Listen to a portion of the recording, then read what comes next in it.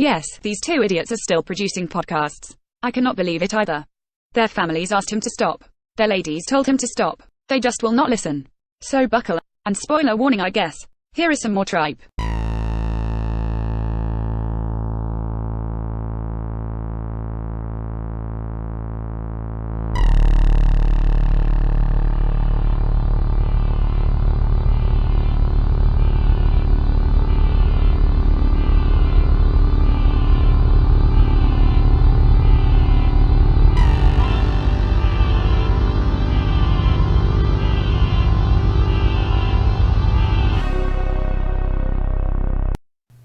Is clear.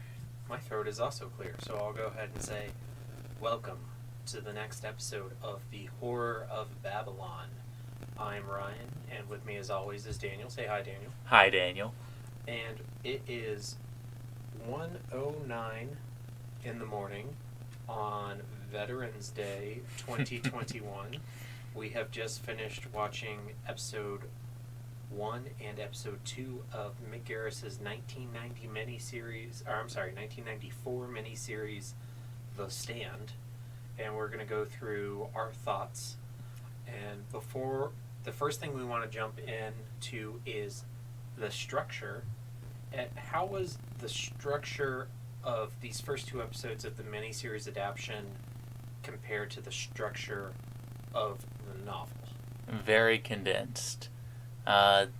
They were going through it at like a much more like breakneck pace because they were trying to get in all the important information while also trimming a lot of information. It honestly kind of made me think of that introduction Stephen King did where he talks about the importance of added information. Right, and honestly, that it's kind of what you would expect. Yeah, it's exactly what I was kind of expecting. It's 4 episodes. All the episodes are close to 90 minutes, so you're getting almost 6 hours worth of content. Yeah. But it's such a huge story that even that's not enough to jam everything in there. Yeah, I grade these things on a curve because of stuff like that. Right, and also taking into account this is 1994. Mm-hmm. It was made for network television. Yeah. A lot of the things in the book just wouldn't make it into the show, regardless if they had infinite time to fill. Yeah, I have a soft spot for like 90s miniseries anyway. Yeah, Tommy Knockers, Langoliers, all fun stuff. Yeah. Yeah. So while we were pulling up our resources for our discussion here, we pulled up the IMDb page for The Stand. And if you do that, you will see the most god-awful poster that just has... up at the top, it has Gary Sinise and Molly Ringwald in this Titanic-esque embrace. My very first question to Ryan was, did this come out at the same time as Titanic? Because that's what the poster looks like. Titanic came out 3 years later, but yeah. it really looks like the Titanic poster. It looks like...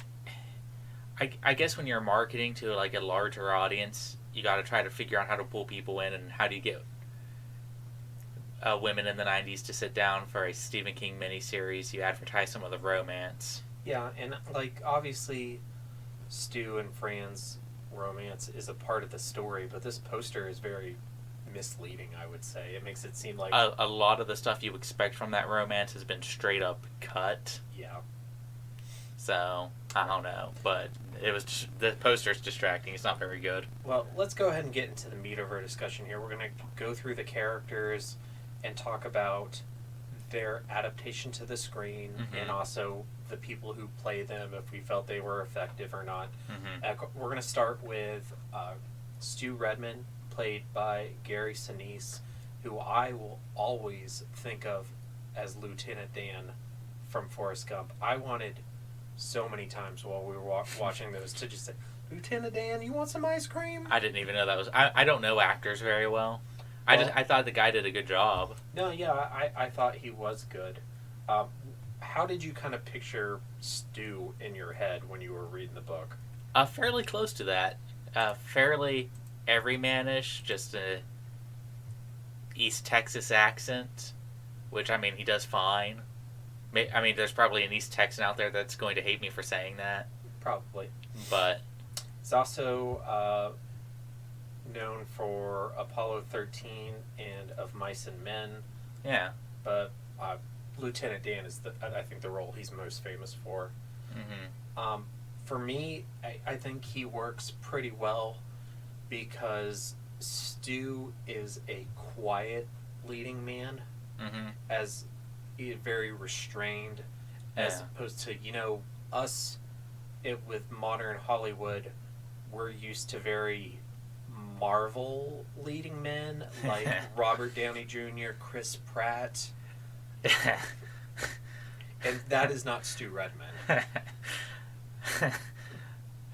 Oh boy. I mean, you're laughing, but I'm right. I mean, You're right. leading men in Hollywood today are all like giant smartasses. They are very different than the Stu Redman of the book and of the miniseries. Right.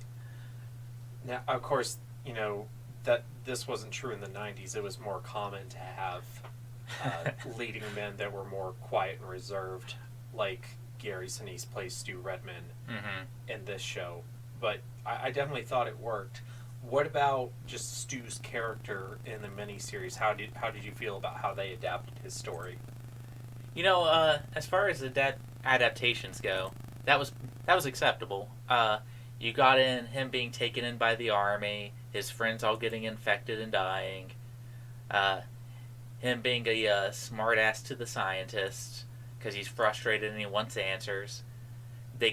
Again, everything's condensed, but I think of all the characters, he probably lost the least. Right, and actually, if you think about it, in terms of book one anyway, yeah, Stu kind of has like the least plot points. Yeah, he's there at the beginning at the gas station, and they take him to Vermont.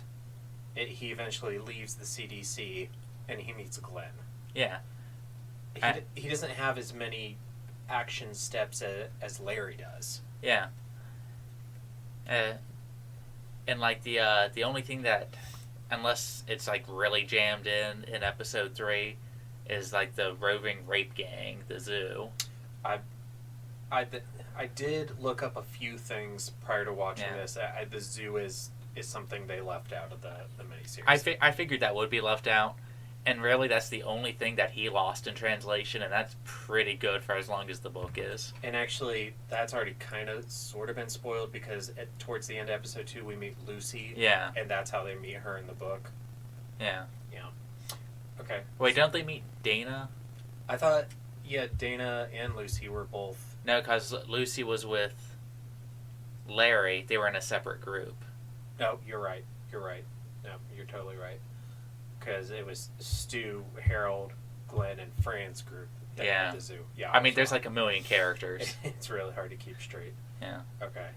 All right. So Stu was pretty good. Yeah. All right. I'd give that Stu a passing grade. Okay. And a quick spoiler: I was pretty happy with the majority of the cast. Yeah.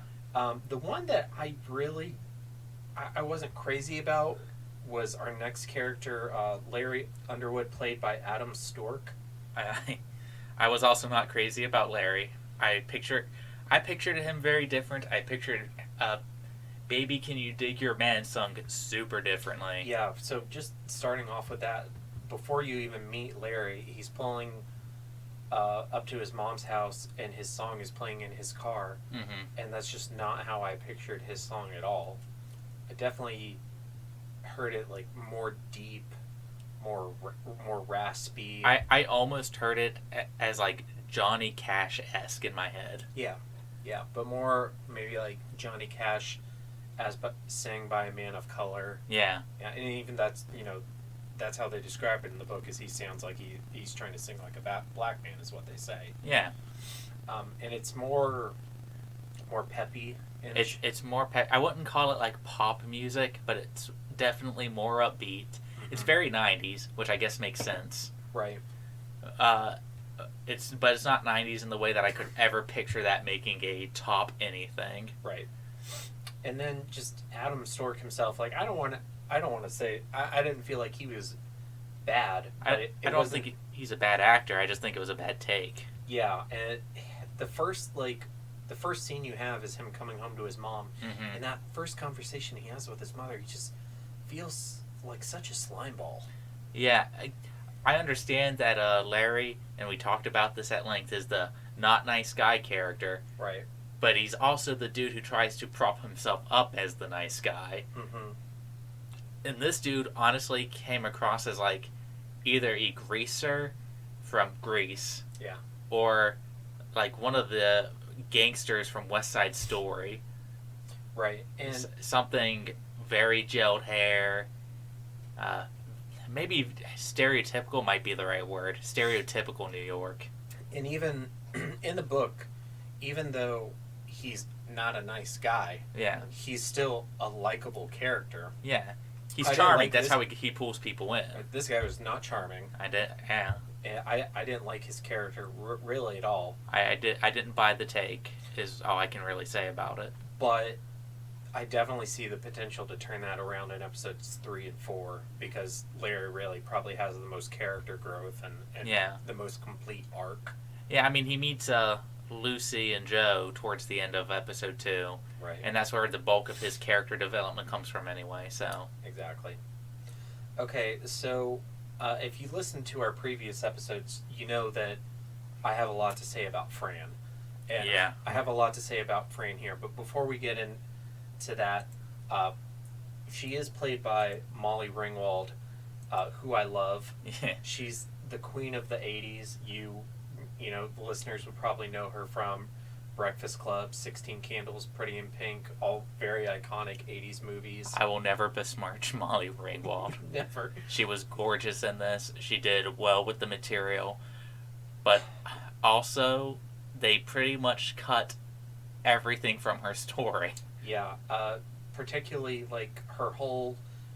She's not even pregnant, right? No, she's Or not. At least She's not that we know of. No, she's not pregnant. And she doesn't get that amazing scene with Jess where she tells Jess that she's pregnant, and he has like, you know, the reactions he's supposed to have, and she just kind of shuts him down. She doesn't get that amazing scene where she comes to her dad and tells her he's pregnant, and we Yeah. get to see him support her. Not to mention the mom isn't even in it, and that, you know, we kind of disagreed on that scene and how we felt about the mom. But now, without having it at all, I'm sitting there like, okay, well, maybe it was needed, because without those things, what is Franny left with aside from being the woman of the group? Her relationship with Harold. That's kind of her whole story. Yeah, and I honestly don't care for that take. And then, of course, if you've read the book and if you've listened to our previous episodes, you know that we were big fans of her in book 1, but then in book 2, and especially in book 3, her role diminishes, and that was a huge disappointment for us. Yeah. So is the same thing going to happen here? Is it going to get worse from nothing is what my question is. Or is this a chance to improve on the source material and give her more to do in the second half of the story? I guess you could condense some of the other, like, you might be able to... I have a theory, but I'll save it for when we get to predictions. But I guess you could condense some of, like, the Dana stuff into her. I don't think that's where it's going to go, but... Let me make a note of that so we don't forget. I don't think that's where it's going to go. I actually have a prediction for that.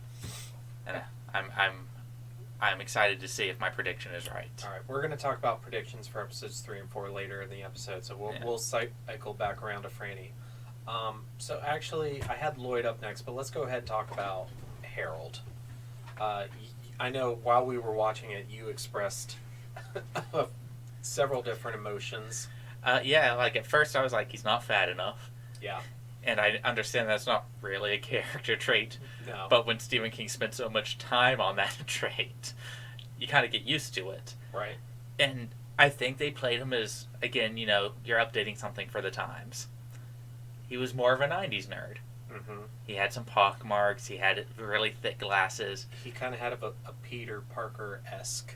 And when he's trying to act tough, he's wearing a studded leather jacket Oh, so ridiculous. instead of cowboy boots, which was what he was doing in the 70s to try to act tough.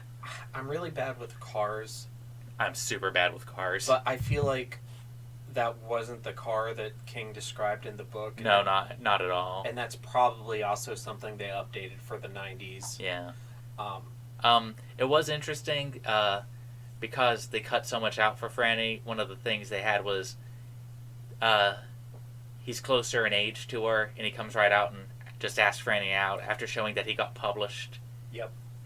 And also, in the book, it makes it seem like they know each other because of Amy, but they don't really interact with each other prior to Captain Trips. Yeah, he just kind of longs for her from afar. Right. And this, he's a little bit more proactive. Yeah. He flat out asks her out in this. He seems kind of like a childhood friend-esque character. He's the childhood friend that the girl has no interest in. And I felt so much secondhand embarrassment. He played awkward asks outs very well. I've been there. Yes, and that is Corin Nemec. I'm sorry, I'm not familiar with this actor, but I felt like he did a pretty good job. Yeah, no, after I got used to like this update, I was on board. Yeah, and looking at his IMDb page, I don't really recognize. Yeah, I don't think I've seen any of these. But he really played the awkwardness very well. Yeah. And I'm excited to see how he turns that awkwardness into just like straight crazy. Yeah, I want to see the turn to villainy for this guy. Yeah. I think there's potential there. I think he has a chance to do a good job in the upcoming episodes. And speaking of villainy, we'll go ahead and move over to Lloyd Henreid, played by Perfect. Miguel Ferrer, who even when we were just starting to read the book, I was looking at the cast list for the miniseries and saw that this guy played Lloyd, and we both know him from the Night Flyer adaptation of the King short story. And I also know him from Twin Peaks. Oh yeah, he's also in Twin Peaks. Mm-hmm. And apparently he's in RoboCop too. I don't recall, but I haven't seen RoboCop since I was like 8. Yeah, I haven't seen since I was a kid. But yeah, I mean, this guy is just like perfect for the role. Aside from one other character, I'd say he's probably the most perfect casting in this. He's just that. If you've seen Night Flyer, he's just that. He plays a sleazeball very well. Right, and not a sleazeball like how I was describing Larry earlier. No, this is more like a criminal sleazeball, underhanded. Yeah, exactly. Kind of mob-ish, but not so like stereotypical Italian. It's more of a bit player in organized crime is how I would describe him. He's the dude who falls in with somebody else. Right. But he plays that part perfectly, and I cannot, like, on my perfect casting, I just recast him. Yeah. I love the scene where he and his friend like go and shoot up the gas station. Oh, that was great. That was like almost exactly as I pictured it in the book. That might be it's in my top 3 scenes for the miniseries so far, if not top 2. Yeah, it was really great, and I love it. He just runs in there and everybody freeze and you won't get hurt, and then his friend bang, immediately just starts shooting. It was funny. It was exciting. It was within the characters. And it didn't really give any of his backstory, which is okay. His backstory isn't super important. When you gotta cut, you gotta cut. Right, but we did get him starving in his prison cell, which I think is important for when he meets Flag, and Flag kind of puts him between a rock and a hard place. You can attach yourself to me, or you can starve to death in this prison cell. The only thing I would have added, and there's no way they could have put it on 90s TV, is him taking a bite out of the leg. Yeah. That's about the only thing I would have added, and that scene would have been perfect. They don't even insinuate him. Yeah, they skip cannibalism and go right to eating rats. Which you and I discussed while we were watching it. Like, and maybe this is terrible. Maybe I shouldn't say it, but I'm going to. I say it. I was going to. I think I'd almost rather eat somebody's leg, somebody who was already dead. Yeah. Than eat a dead rat. I am also there. I do not know what it is. I can't describe it. Maybe it's because there's like the organs are too close to the meat with rats, and when you're taking a bite out of a calf, it's just meat. Yeah. I don't know. I'm not afraid of rats, but the thought of eating one repulses me. Yeah. And carving a little calf, not so much. Make a little sandwich. I read So something I've read this year is I've been reading this zombie series called Mountain Man. Oh, yeah. It is about a zombie apocalypse in Canada and a guy who is essentially a mountain man. Okay. And he's living on the outskirts of a city. He lives up in the mountains and he just goes down to the city to scavenge. Mm-hmm. Well, it takes place a few years into the apocalypse, and he notices, like, as he's killing zombies, and, like, if he comes back to the same spot in a couple days, the bodies are gone. Yeah. And it's like this whole big mystery throughout the first two novels. And towards the end of the second novel, he finds out that at nighttime, the zombie rats come out from the sewers and eat any zombies that are dead. Huh. And he gets stuck in the city overnight, and he has to deal with a mob of zombie rats, and it's scarier than any regular zombies. That sounds amazing. I might check that out. They're not. I wouldn't say they're exceedingly well written, Mm-hmm. but they're super pulpy and they're super fun. That's fine. Yeah. I mean, sometimes that's all you need. Right, and that's Mountain Man. Mountain Man. Yeah, those are fun. Free plug. So moving on to our good boy Nick Andros, who is played by Rob Lowe, who I will always remember from Wayne's World, and recently from The Orville, which is one of my favorite new shows that's out right now. I haven't seen that. Oh, you got to watch The Orville. The Orville? The Orville. Okay. We'll talk about that later. So what did you think of Nick? When you have a character that literally cannot talk and cannot hear, there's only so much you can do, and he does everything he can with it. The only thing I will say is there are a couple occasions where people are talking to him and he's acting like he can hear them when he's straight not looking at them. Yeah, and I think that was just poor directing. That was poor direction. That's not the actor's fault. Right. Sometimes it's hard to frame a shot with two people looking at each other. Mm-hmm. You want to get those wistful staring off shots. I understand that, but that's about the only thing I could say. They had him talk in a dream sequence. I didn't mind that. No, that was fine. And he's very good with his facial expressions. That's super important. Rob Lowe is very emotive. He's super good at conveying information with his hands. All that nonverbal communication that's so important that people don't even think about until it's missing. He did a good job. And then I'm looking at Rob Lowe's IMDb page. He also has another Stephen King credit. In the newer Salem's Lot miniseries, he plays Ben Mears. Yeah. He plays more of a... People describe him as the emo Ben Mears because he has long black hair and he wears a leather jacket in that series. Wow. But he does a good job in that one. I actually like him more than the blonde guy who played him in the original. Yeah. But yeah, I thought it was really good. I liked how they adapted his story. Mm-hmm. It was unfortunate that you really didn't get into his relationship with the sheriff and the sheriff's wife. That was the biggest disappointment. It was, because that's such a that shows the person that Nick is way more than letting the criminals out of the cell, which they kept. Right. Him taking care of a sick woman and then carrying her all the way to a graveyard just to bury her, that is so indicative of his character. And I understand why they cut it. Again, there's so much. Yeah. And when you have 4 episodes, even 6 hours, it's not enough time. And if you're gonna cut something, I understand why they cut it, but I was still a little let down. To do like a true adaptation of this novel, you probably actually have to do a TV series. I think you'd need a minimum, or like a 10-part miniseries. You need a minimum 10-part miniseries. Yeah. Hour and a half each. That's about where my prediction would lie. Right. And then of course the new one, the 2021, is 8 parts. I think those are an hour. Mm-hmm. So that's like 8 hours compared to this one that is 6. Yeah. So maybe we'll get more of that in the second one. But yeah, overall, I thought Nick was pretty good. We'll save him for last. Okay, so Mother Abigail, who was played by Ruby Dee, who I'm not familiar with. I'm not familiar with her at all. I think she did a great job. She did, yeah. And just looking at her IMDb page, I don't really recognize anything. But no, I mean, she did Yeah. a really good job. I loved all the dream sequences. The dream sequences with her were really... I don't remember if it was in the book, but when her hands got bloody playing the guitar... I'm pretty sure that was in the book. Yeah, I could not remember for the life of me. If it was, that was a great adaptation of that scene. It's starting to blend together since I read the book and I've started reading the comics, and now I've also seen the first part of the miniseries. Yeah.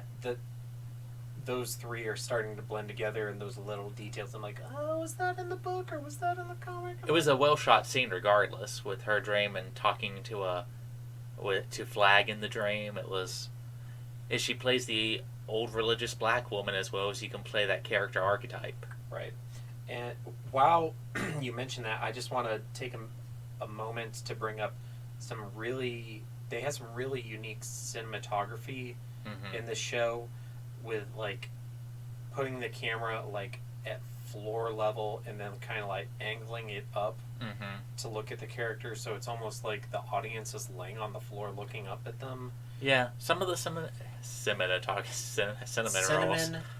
rolls. Yeah, cinematography. Some of it was weird. Some of it I really liked. Like that general, every time he was staring at the screen, I really liked that. Yeah, that was more of a top down at an angle. Yeah. It conveyed all of the things that general thought that you can't really have, because you don't really have an internal dialogue in movies. Very rarely do you do. Right. And it conveyed those scenes and those emotions pretty well with it. And it, kind of getting back to Mother Abigail, something we had talked about while we were watching it was the change from her being assaulted by weasels being changed to rats. Yeah, we were both kind of let down by that. But again, that seems like a really easy change to make. That's the pragmatic choice. Yeah, I mean, training weasels. I mean, rats are cheaper. You said they're more easily disposed of if that becomes the case. Yeah, and also like there's a lot of different kinds of weasels, and rats are more recognizable. People are going to say, oh, those are rats. And if you put weasels on the screen, why are ferrets there? Yeah, are those ferrets? Are those ermines? Yeah, I get it. And rats are also like more associated with the spooky scares, right? You know. And then real quick, touching on Glenn, we don't get a lot of Glenn in this one. We're hopefully going to see a lot more of Glenn in episode 3 and 4. He's played by Ray Walston, who's one of those character actors that's just in a million things. Yeah. If you look at his IMDb page. He's a Morgan Freeman. He'll just be in whatever. Yeah. But the thing that stood out to me first is they play him a lot older than I had pictured him. Mm-hmm. I pictured him more like later middle age, like 40s, 50s. I pictured him 50, 60, so I pictured him a little bit older. Not as old as my ideal cast, but we'll get to that later. Right, but we'll talk more about Glenn in the next episode. Yeah. I do want to talk about my guy, Tom Collins, who's played by Bill Fagerbakke, who I knew at some point that the guy who plays Patrick plays Tom, and I had forgotten about it until he came on the screen and I heard his voice. I didn't believe you when you pulled that up and showed me. You made me close my eyes and listen, and then now all I can hear is Patrick Star. So, do you think that when he auditioned for Patrick, he's just like, did you see The Stand? He should have. It was Moon. That spells starfish. Yeah, exactly. Yeah. So we've talked about Tom in the book and how he's about as respectful as a representation of a mildly mentally handicapped character as we felt King really could have written in the 1970s. Might be as good as... Most people just kind of avoid the subject matter these days. Yeah. Which is unfortunate. Mm-hmm. At least I think it's unfortunate. No. There's been a lot of good books out there written about characters with mental disabilities. For Flowers for Algernon. Yeah. That is a good example. Yeah.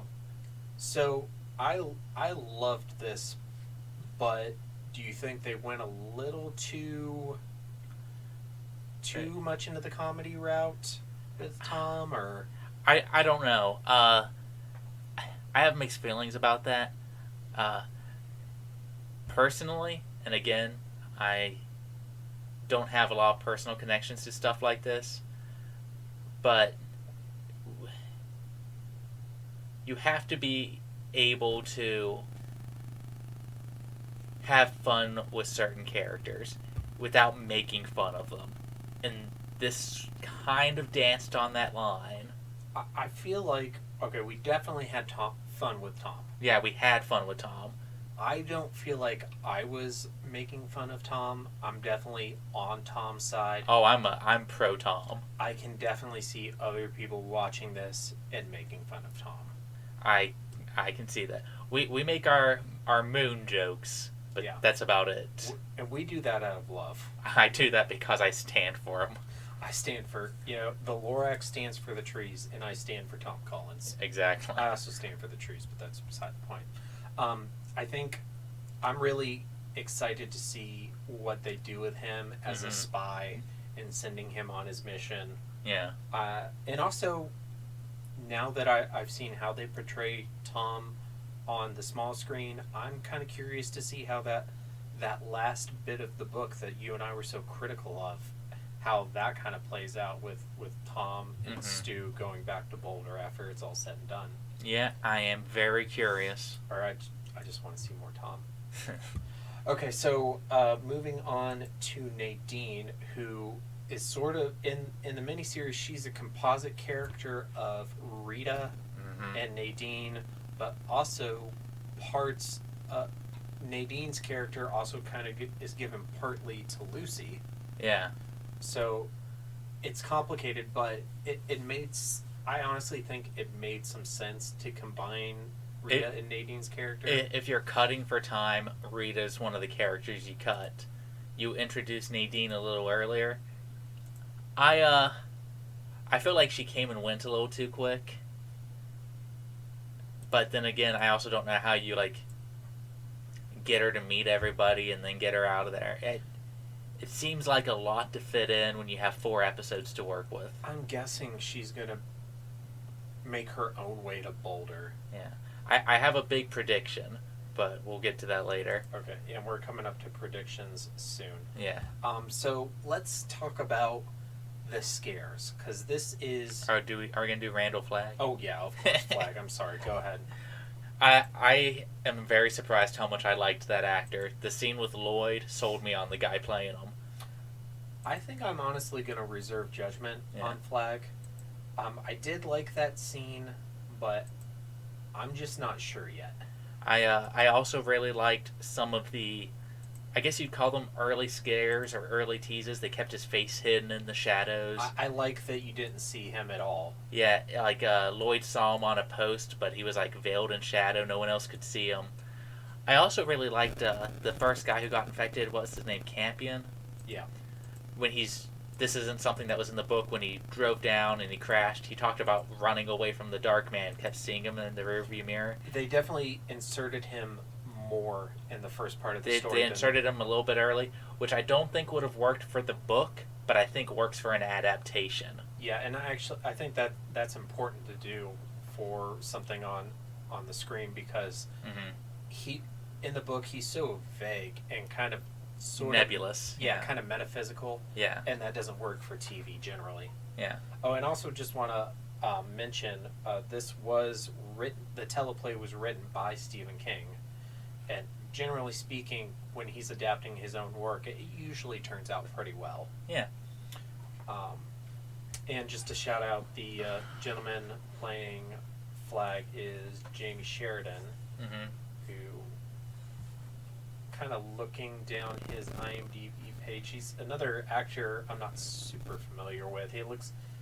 I see NCIS and Law and Order, the kind of TV I don't generally watch, but if you like crime TV, you might be familiar with that actor. Alright, so moving on to the spooky scares. Just in general, I didn't think it was very scary. No, if I was gonna give it like a scare rating out of 10, this would be below 5, probably below 4. Yeah. I think, again, I mentioned them veiling Flag in the shadows, kind of building him up. That's probably as close as it got. They had a couple small kind of jump scares where he was like a scarecrow with red eyes. Yeah. And that kind of got me a little bit, but not a lot. Yeah, this isn't indicative of its overall quality, but its scare factor was low. Yeah, and a couple disappointments in that area. Mm-hmm. The tunnel scene was fine, but it definitely was nowhere near as scary as it was in the book. Neither was just the general outbreak. Yeah. Conveying mass death and destruction, kind of hard to do in a TV miniseries. That was my second thing that I was going to bring up, because we had discussed one of the things that's scariest in the first part of book 1, and the comic book does this really well. The comic book does it so well. It is that just how, one character passes it to so many people. Yeah, 1, 2. Oh, can we talk about that cop? Yeah. The cop that spreads it in the book, Mm-hmm. he's radioing in the miniseries. Oh, Like, yeah. hey, why is there an army driving to town? And they're like, you weren't in the town, were you? He goes, nah, man. Nah, not me. I've been on the Arkansas border all day. Yeah. I was not in Arnett. And I would like to say that real people wouldn't do that, No. but 100% they would. I think our current just pandemic climate shows that half the people would go, no, I wasn't anywhere near there. I'm vaccinated. I'm good. I mean, if you go to a doctor's appointment or something, they ask you, have you been outside of the state in the last month? And you're like, no, I haven't. And then you're thinking in the back of your head, well, actually, I did run up to Pittsburgh last week, but no, I'm not going to mention that. Yeah, like, who cares? Yeah. Maybe that's socially irresponsible, but that's a whole nother discussion. Yeah, that might be the most believable scene in the miniseries.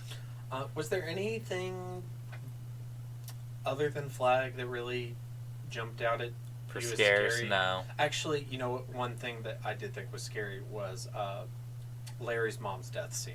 Okay, that was good. Like, when she sat up, Mm-hmm. and it didn't do, I don't remember it even doing, a musical sting. She just, sat up, made her own noise, Yeah. a death throttles. It was... When they were portraying sick people in this, it was good. It was good. I think that scene would have probably freaked me out quite a bit as a kid. Yeah, if I was 20 years younger, Mm-hmm. more than 20, I'm in my 30s now, I keep forgetting. We're not 25 anymore. Yeah. So, what did you think about them not showing the mom and the baby in the car right at the beginning? Okay, I actually like that. This is what I was talking about. I can't remember what episode we talked about it on, where budget breeds creativity. You have two options. You can do really bad makeup, and she's just going to look like every other sick person or corpse. Right. When she's supposed to be bloated and overflowing. Instead, they veil her in shadows, and it's the implication of what everyone's saying. Leaves it to your imagination. I think that's... If I had, the same budget at the same time, those are the choices I would make. And I also, they got to avoid the decision as hey, are we going to show the audience a dead bloated baby, or are we not going to? Yeah. And I think they made the right choice. You can just imply it all. You don't even have to say it's dead. Also, We all know it's dead, but... There's a full page image of the mother and the baby dead in the comic, and it's the most horrific thing. Yeah, see, when you can afford to do it, like in an illustration, Right. you show it. When you can't, it's veiled in shadows. Exactly. Okay, so, and then just kind of moving on to kind of our least favorite parts and general criticisms of what we would have changed. I mean, we both said, we're very understanding of the medium, the budget, and kind of the audience they were shooting for. And generally, I'm okay with the majority of the changes. I'm very forgiving of 90s miniseries cheese. Mm-hmm. About the only thing that, and I still have to give it 2 more episodes, my least favorite thing was the good Franny scenes being cut. That would be my number one thing. Yeah. Number 2, and something you haven't brought up, but Mm-hmm. so the scene with Larry and the random one night stand, and her throwing him out of the apartment and yelling, "You're not a good guy. Yeah, you ain't no nice guy."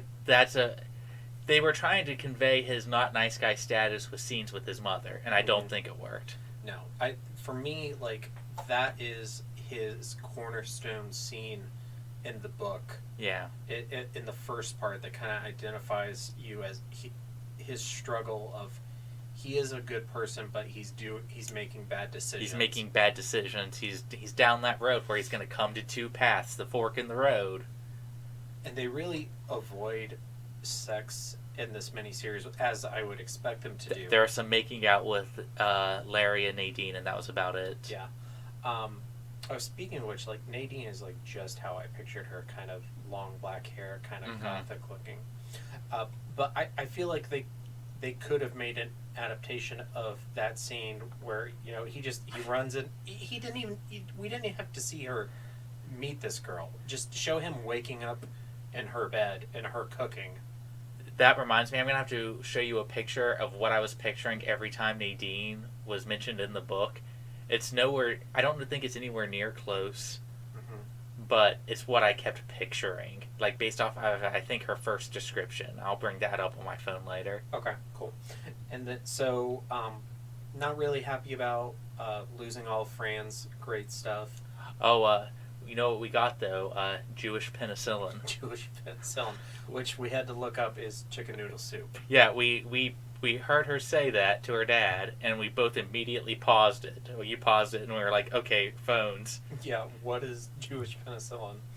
Apparently that's a thing. Chicken noodle soup. Talk about phrases we weren't familiar with and probably are better off without. Yeah, I will not be using that one in my household. Mainly because I don't want to try to explain it to my family. Okay, and then another thing, you know, I understand cutting out the stuff with Nick and the sheriff and his wife, but I feel like I maybe would have included some of that and left out some of him with the roughnecks. Yeah, they also didn't have him being a teenager, so that was good. Yeah, that was probably the right decision. Yeah.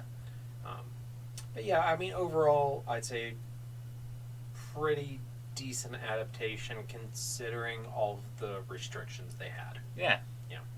All right. So some predictions from episode 3 and 4. You said you had a big one. Okay, I have a big one. I'm going to tell you what I hope they will do and what I think's going to happen. What I hope they do is they condense Dana and Franny together and give her some big stand-up to flag moments. I would love that. What I think they're going to do is Nadine is going to kill herself in the same way that Dana did instead of being thrown off a building. Kind of combine Nadine and Dana's scenes. Yes, Yeah. that's 100% what I think is going to happen. Maybe 90%. I think you're probably right, but if Fran isn't pregnant, it makes it easier for her to go with them to Las Vegas. That's why I'm hoping for. Yeah. Yeah. And also, like, at the time, like, Molly Ringwald was a pretty big star. Yeah. And you would think if you're getting a big name like that, you want to use her more. Yeah. But You'd think, but that's my hard prediction. Real quick. You know, you bumped into me earlier, but I just have to tell you that the Rat Man forgive you. Oh, yeah. This time. Okay, we forgot about Ratman. I had that spoiled for me by a podcast, and it was still completely hilarious. Do you have a Dream Ratman cast? I don't feel like I can answer that question. and Not without being canceled. Yeah, exactly. I'd probably have to cancel myself. But yeah, that was great. And there's apparently the Rat Man has a bigger role in the miniseries than he does in the book. I don't know how I feel about that. Well, I feel like how we were talking about not making fun of Tom Collin, we're going to be making fun of Ratman. But Ratman, even though he's kind of a racist mess, is just so ridiculous of a character. Yeah, he's way over the top. Yeah. Okay. So any other predictions for episodes 3 and 4? No, that's I also think there's about a 50-50 shot of Nick living. Yeah, that's what I was thinking, is maybe Nick doesn't die in this one. That might be wishful thinking on our part, but the miniseries and some King adaptations sometimes play around with who lives and who dies. Right. The biggest example I can think of is Cujo, and the only reason I know is because people always tell me the big difference between the book and the movie. Right, but okay, spoilers for Cujo. Yeah. If you haven't read or watched, at the end of the book, the 5-year-old Tad, he dies, unfortunately, of dehydration from being stuck in that car for days. At the end of the movie, he lives. I think that was just a change they made to appease audiences. Because, I mean, who wants to walk out of a theater and be like, 5-year-old he just died? I 100% would have made that movie, but I am also a horrible person. Yeah, you're a terrible monster. I want people to walk out of horror movies feeling just deflated. Yeah. That's why I like Hereditary. Yeah, and definitely, I think that a lot of King's film and TV adaptations do make changes, but also consider this one is written by King, and he generally is pretty true to his own material. That's also true. Yeah. I would like to see Nick live. Mm-hmm. I would like to see Harold have a bigger role in the last part of the story. I think the only way Nick lives is if they kill Stu off instead. I don't think that's going to happen. Yeah, especially with that poster. No, that's not going to happen. Okay, so let's go ahead and move on to our. Oh, I'm ready.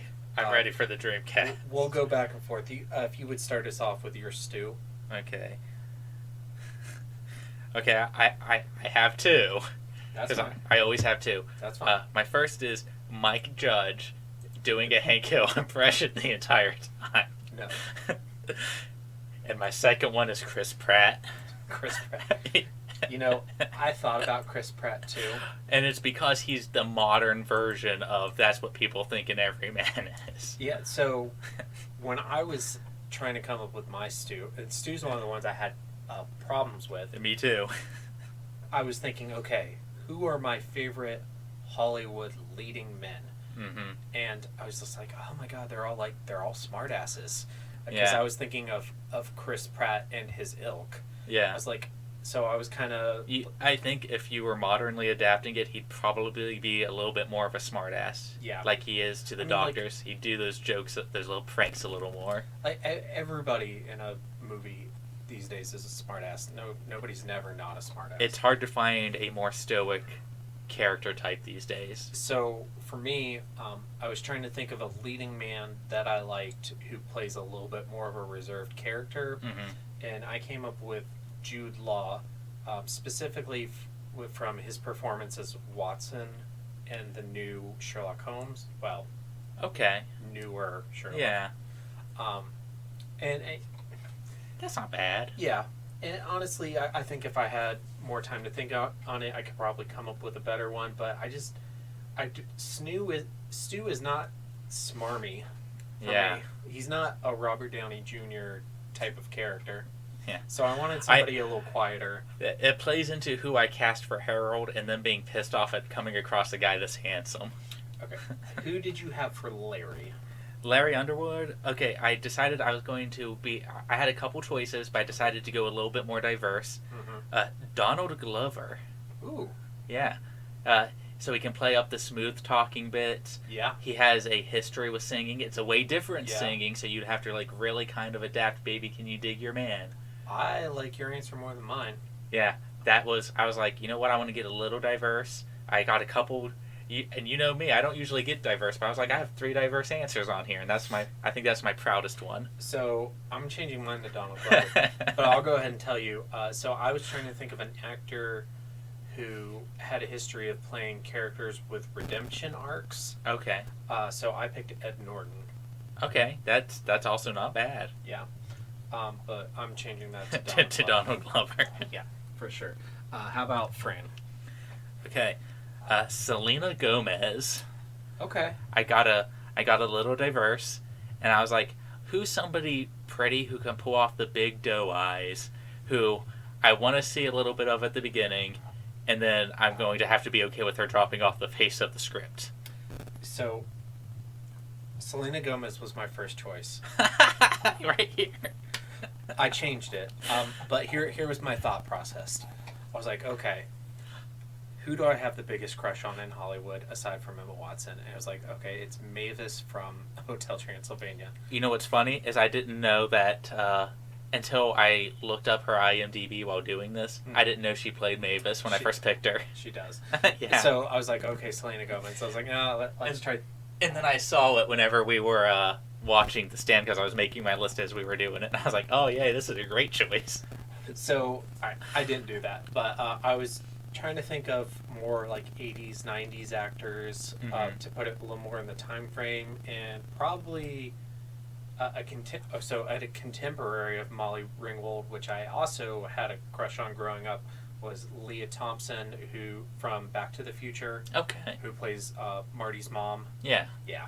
So that's who I picked. Okay. I think she could do good in that role as well. I would force her to do Back to the Future references as low-end jokes, but Yeah. I'm fine with that. of course I'd also force Selena Gomez to dress up as Mavis. Yeah. Ooh. Franny as Mavis. Let's move on before I start making comments that I should not say on a recorded thing. Who's your Nick? Okay, my Nick Andrews. Okay, I have two. I couldn't pick between them. They're very different directions. Nick is younger. He's supposed to be 22 years old. So my first pick was Tom Holland. Okay. But then I was like, I know he's 25, but he looks 12. Yeah. So I upgraded it to Adam Driver for the strong, stoic, silent type. So I settled on Adam Driver. I like Adam Driver. Yeah. So my pick is actually similar to your Tom Holland. I wanted somebody who is older but looks younger. Yeah. I went with Elijah Wood. Elijah Wood's a good pick. Yeah. I could really see Elijah Wood playing I can see Elijah Wood doing Nick. And then you got, your Frodos. We can make more Lord of the Ring references while we record these. All the time. And you said for Lloyd, you just kept Michael Ferrer. Yeah, I couldn't change him. I thought it was perfect. I thought it was perfect too, but I said, you know what? It might be interesting to see Joe Montana play Lloyd. Who's that? I don't know him I don't know actors off the top of my head very well.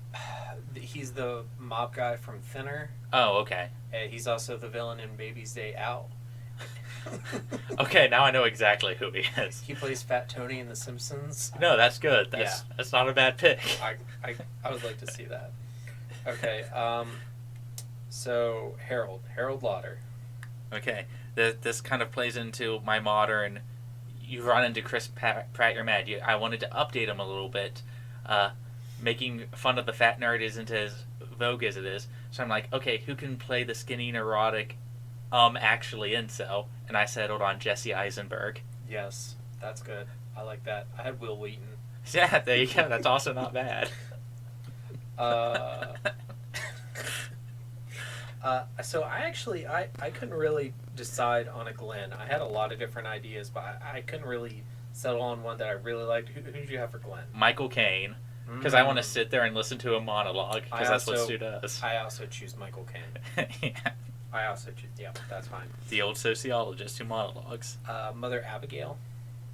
Whoopi Goldberg. I know she plays her in the next miniseries, but I was like, who's a old black actress? And I unfortunately am not very cultured. I could only think of like two, and she was up there. So I went with Nichelle Nichols, who is Lieutenant Uhura from the original Star Trek. I want to change my answer. I think I finally one-upped you on one yeah, of these. No, you did. That's good. And she's... I am ashamed I didn't think of her. She's still alive and kicking, and I think she would be perfect. I am actually, as a Star Trek fan, I am ashamed of myself. It's funny, actually, because she was Whoopi Goldberg's inspiration to become an actress. Really? I don't know so you haven't heard this story? No. When Whoopi Goldberg was a little girl, she saw Lieutenant Uhura on Star Trek.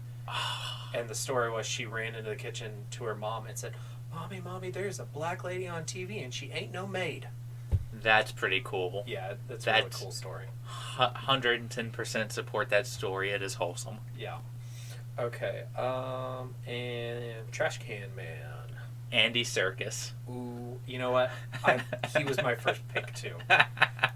So my first thought was Gollum, Andy Serkis. That's 100%. I pictured him playing Gollum, but without the CG. So I thought maybe that's a little too on the nose.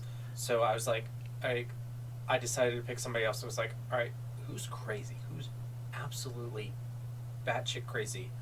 I decided to go with another King alumni, Nicholas Hamilton, who plays Henry Bauer in the new It's. Okay. Yeah, I think an older, not that young, but an older Nicholas Hamilton. He could do a good job as that. He could pull that role off. And also just kind of deviating on trash. He was pretty crazy. He was saying out loud more things that were in his head. When I pictured him being more like a mumbly homeless person, not so much the screamy homeless person. I think the parts with the kid in the book kind of humanize him a little bit. Yeah. And I was disappointed that there was no kid scene. But I also understood. Yeah. Again, if you're going to cut something out, that was also cut out of the original book. Right. The original release. And also, just a quick aside, Trash Can Man was played by Matt Frewer, who is the Hallmark Channel Sherlock Holmes. Okay. Which, if you haven't seen the Hallmark Channel TV Sherlock Holmes movies, are actually pretty okay. Okay, I'll watch them. I like Sherlock Holmes. He was also in the remake of Dawn of the Dead. Is that the one where they're in the mall? Yeah. Yeah, he was in that movie too. Okay, and then I think the last one we have here is Randall Flagg. Who did you have for Mr. Flagg? William Dafoe, solely based on his smile. I like that. That was good. My thought was, what actor scares the shit out of me? Okay. I went with Daniel Day-Lewis. Daniel Day-Lewis. Okay, again, I'm not picturing. I'm bad with actors. Have you seen Gangs of New York? Yeah, which one is he? He's the villain. Okay. He's the guy with the top hat. Oh, do you have a Tom Collin? I didn't, because Tom Collin was perfectly cast in this. Okay. This would have to be a very different take on Tom Collin. Michael Clark Duncan. I based it almost solely off of his portrayal in The Green Mile. Yeah. Yeah. I could see that. Yeah, it would be very you wouldn't have the MOONs. I think that's the first actor that we've cast who's unfortunately no longer living. Yeah. Yeah. But yeah, I could definitely see that. That would have been my dream cast. Okay, so just wrapping up, what are your closing thoughts on episode 1 and 2 of the 1994 miniseries The Stand, directed by Mick Garris? I think it's about exactly what you could expect from a 90s miniseries. And if you like those, you're going to like it. If you don't like them, you're not going to like it. Right, and something I'm a big defender, and so are you, of the 1990 It miniseries. I will die on that hill. One of the things that I've heard a lot from people who either don't like it or don't like it as much, they tend to say, I'm sure I would have loved it had I seen it as a kid, but as an adult, I don't appreciate it as much. Yeah. I did like this, and I'm excited to see the next 2 episodes. Yeah. But I definitely think if I had seen this as a kid, I'd probably have a higher opinion of it. I think you'd have fonder memories. The nostalgia might scare you a little more. I think, especially going into it now, it doesn't do anything special to win you over. While I think the acting for what it is very good. Yep. Across the board, anyway. There's a few. For the most part. Yeah. But there's nothing in there that's going to draw you in. None of the changes do anything to draw you in. Right. Because sometimes you could make a change that would be like, oh, that's at least interesting. None of that's in here. It's an adaptation of the book. It cuts out a lot from the book. You're either going to be on board or you're not. Right. I don't know what else to tell people at that point. Maybe we'll have more radical opinions after seeing the last 2 episodes. Hand to God. But so next episode we're going to cover episodes 3 and 4 of this, and then after that we will be covering The Stand 2020, the new miniseries. We haven't decided on the format of that yet, like how many episodes we're going to cover at once. But it's definitely going to be more than 1 episode, and we'll get back to you next episode on how we're going to do that. And then after that, we will cover the Stand comics, and we'll do that all in one episode, and then we'll be moving on to our next book. Yeah. I don't know about you. I'm enjoying our coverage of the Stand, but I'm also excited to get to another book. I am excited to get to another book. Which we announced last episode is going to be Phantoms by Dean Koontz. Mm-hmm. I still have nightmares about it. Yeah. What did you call him? Diet Dr. Pepper King, or? I call him Diet Stephen King. Yeah. But only if you're a casual reader of these kinds of genres. They have very distinctive writing styles if you read enough of their books. Right. I can get more into that when we get into a compare and contrast, though. Yeah. We'll talk more about Koontz versus King when we get to Phantoms. Mm-hmm. But thank you very much for recording with me tonight. Oh, it's a pleasure. Nowhere else I'd rather be. All right. Thank you very much, everybody, for listening. Stay tuned for all our social details. Well, that was horrendous. I would tell you boys good job, but the dryness of my sarcasm would likely evaporate all the moisture in both your bodies. Anyway, if you want to hear more of this, please subscribe to their YouTube channel by searching for The Horror of Babylon. You can follow them on Twitter at HorrorPod69. The Facebook page is under The Horror of Babylon. And on Instagram, these fools are The Horror of Babylon, one word. Reach their assuredly empty inbox at thehorrorofbabylonpodcast@gmail.com. You can also request their Discord server link via any other channel. And finally, if you are foolish enough to support this abomination financially, search for The Horror of Babylon on patreon.com. And God save your soul if you do.